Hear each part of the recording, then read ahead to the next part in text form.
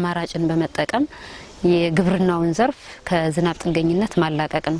ተሻሩ በአጭር ጊዜ የሚደርሱ ምርታማ የሆኑ ናሃስ እና ኢንቲንገር የሚባሉ የአቮካዶ ዝርያዎችን የማዳቀል ስራ እንሰራ። ጫት ነው የነበረ የጓሮ ከጫቱ እጥፍ ነው ማገኘው በአመት ገቢ ማለት ነው። ዙር መስኖ ልማት ከ5000 ሄክታር በላይ እናለማለን። ጫት ብቻ ነበር። አሁን ግን የተለያየ ፍራፍሬ ያለን እነሱም አሁን የተተከሉ ነገር ከለመዱልኝ በጣም ይጠቀማለሁ የማስበው። አሁን ያለበት ቁመናም ተይቴ ነው ወደ 25000 አካባቢ ሽጠናል አሁን እስካሁን።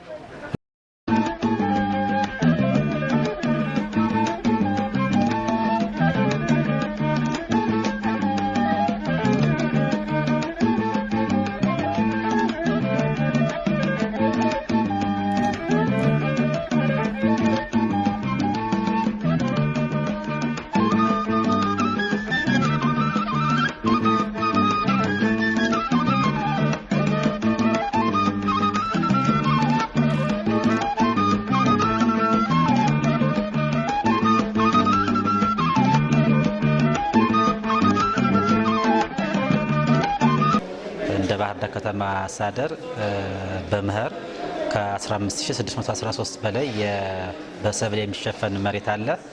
ይሄም ሙሉ በሙሉ በመኸር በሰብል የተሸፈነ ሲሆን ከዚህ 804000 በላይ ኩንታል ምርት ይጠበቃል።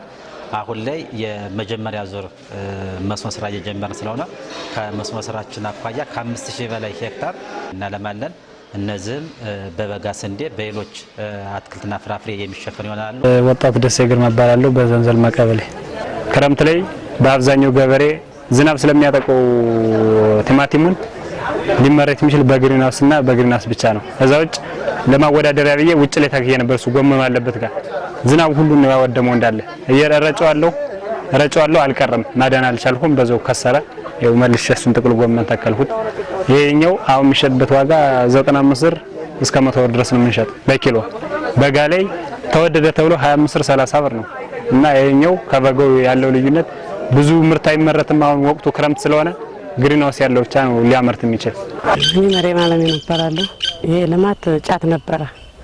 ከጫት ደግሞ አገዳ ሸንኮራ አረግ ነው። ከሸንኮራ ደግሞ ሸንኮራ 5 አመት ተጠቀምነው። ሸንኮራው 5 አመት ሲሆነው ሰብሉ እየቀነሰ እየደቀቀ ምናምን ስለሚመጣ ከዛ ደግሞ ከ5 አመት ወደ ሸንኮራው አግደን ወደ ሙዝ ተቀየረ።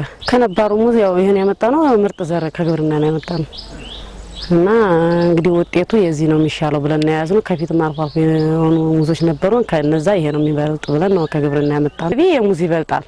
ምክንያቱም ከንክብካቤና በደንብ ከያዘልህ በጣም ከፍተኛ እንትን እናገኛለን ብለን እናስባለን። ሲቀጥል ደግሞ የሙዝና የጫት ፍራፍሬው ነው የሙዝ ነው የሚበልጥ። ምክንያቱም ፍራፍሬ ለብዙ ነገር ይጠቅማል። ጫት ግን ያው ገንዘብ ቢኖርም ጥቅሙ የዛን ያክል ነው። የስራ እድል ከመፍጠር አንፃር ብዙ ሰራተኛ ነው ያለ። እሱ አሁን የምታያቸው ሰራተኞች ቢያንስ በቀን 4-5 ሰራተኛ ውላለሁ። ጥቅል ጎመን አለ፣ ቃሪያ፣ ሽንኩርት፣ ፓፓያም አለ፣ አቮካዶም አሁን በኤስኤንቪ የሰጠኛለ በሱ ዘርፍም እሰራለሁ። አሳውም አለ በሱ ዘርፍም እየሰራው የምገኘው የመስኖ አማራጭን በመጠቀም የግብርናውን ዘርፍ ከዝናብ ጥገኝነት ማላቀቅ ነው አንደኛው። ሁለተኛ ደግሞ የከተማ ግብርናን ላይ ትኩረት አድርጎ በመስራት የከተማ ግብርናን ማስፋፋት ነው። ሌላው የአረንጓዴ ልማት ላይ በትኩረት በመስራት የግብርናውን ዘርፍ በዘላቂነት ማሳደግ ነው። ከዚህ አንጻርኛ ያው በመስኖ አጠቃቀም በመስኖ ልማቱ በበጋ መስኖ የስንዴ መስኖና ሌሎችም የአትክልት ልማትና እንዲሁም ደግሞ በቋሚ ተክል እንደምታዩት ያለንበትን ቦታ ጨምሮ የባህር ዳርና አካባቢውን የአየር ንብረት የሚመጥን የቆላ ፍራፍሬ ነው የምናለማውና ቡናን ጨምሮ ቡናና የቆላ ፍራፍሬ የምንላቸው ሙዝ፣ አቮካዶ፣ ማንጎ፣ ፓፓያ፣ ዘይቱና እነዚህን ሁሉ ያካትታል። አሻው ታዲያና ባላለው ዘንዘልማ ቀበሌ ነዋሪ በፊት እርግጥ ባህላዊ አሁን የአካባቢ ዘሮችን እጠቀም ነበረ።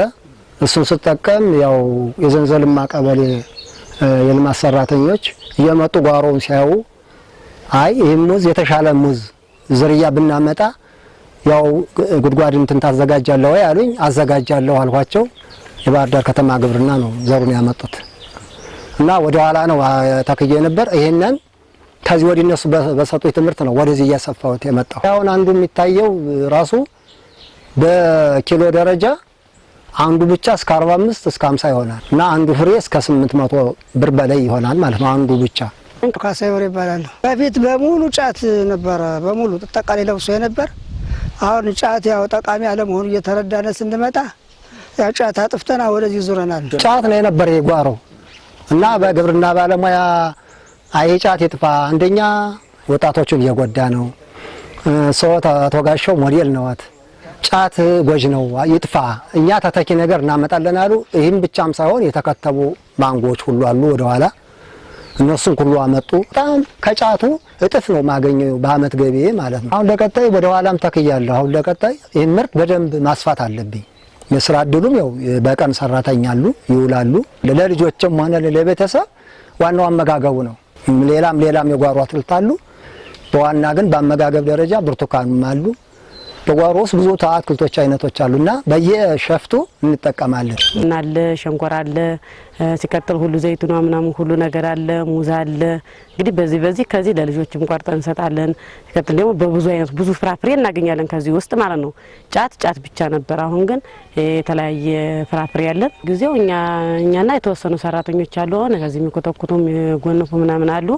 አሁን ለጊዜው ባለው ማለት ነው። ቀጣይ ደግሞ አሁን ነገም ችግኙ ሰፊ ሲሆን ሌላም ሰራተኛ እየጨመርን የቀን ሰራተኛዎቹን እነሱን ይዘን በሰፊው እንሰራለን። እዚህ ጎረቤቴ ላይ ወንድሜ ስላለ ከሱ ወስጄ ነው ተክዬ ያለ። ጎረቤቴ በጣም ለምዶና በጣም ደስ በሚል ሁኔታ ነው ያለ። ወደፊት እኔ እንደሱ ይሆናል ብዬና ጥቅም አገኛለሁ ብዬ ላይ ቡና ተክለናል። እነሱም አሁን የተተከሉ ነገር ከለመዱልኝ እኔ በጣም እጠቀማለሁ ብዬ ነው የማስበው። ሞተር ሸራ አሁን እዚህ በየጊዜው እያለቀብን ነው፣ እየተበላሸብን ማሰራቱ በጣም አስቸጋሪ ሆኗል። እና ወደፊት ሞተር እና ሸራ ድጋፍ ቢደረግልን በጣም እሱ ነው እኛ አቀበት ይሆነብን። እሺ፣ ስሜ ካሳሁን ማኙ ይባላል። ካሳሁን ውዴና ጓደኞቹ በሚል 2009 ነው በ800 ችግኝ ለመጀመሪያ ጊዜ ስራ የጀመርን። ያው ከዚያ ጀምሮ እንግዲህ በእርባታ ስራም በተለያዩ የስራ ዘርፎች ተሰማርተን ነው የምንገኘው። አሁን በዚህ ጓሮ ላይ የምንገኘው ያው የአቮካዶ ችግኝ ብቻ የተዘጋጀበት ቦታ ላይ ነው የምንገኘው። የሚዘራበት ወቅት ብዙ ጊዜ ከሰኔ ጀምሮ ነው። ከሰኔ ጀምሮ እስከ ሐምሌ እኩሌታ ባለው ያው ዘር እንዘራለን። ከዚያ በኋላ ወደ መጋቢት ሚያዝያ ላይ የማዳቀል ስራ ይሰራል። በፊት በጣም በስፋት በጫት የለማ ማሳ በስፋት ነው የምናገኘ ነበረ። አሁን ሙሉ በሙሉ ጠፍቷል ባንልም ግን በጣም ሰፊ የሆነ ለውጥ አለ።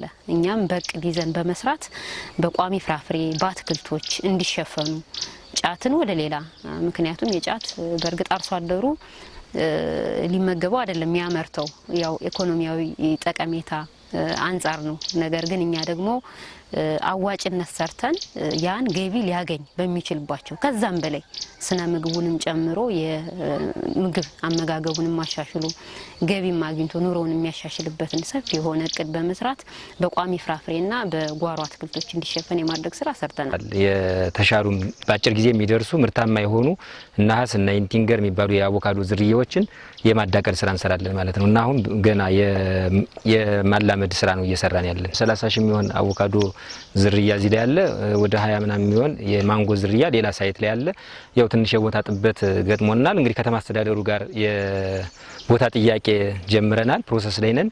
ይሄ ከተጠናቀቀ በጣም ሰፋ ያለ በምርታማነታቸውም የተሻሉ በአጭር ጊዜ ውስጥ ጥራት ያላቸው ችግኞችን ለመስራት ያው ቁርጠኛ ሆነን እየሰራን ያለን። ጥቅጠቃ ሰዓት አለ፣ ማዳቀል ሰዓት አለ። ወደ 17 የሚሆኑ ጊዜያዊ ሰራተኛ እድል የፈጠረ ነው።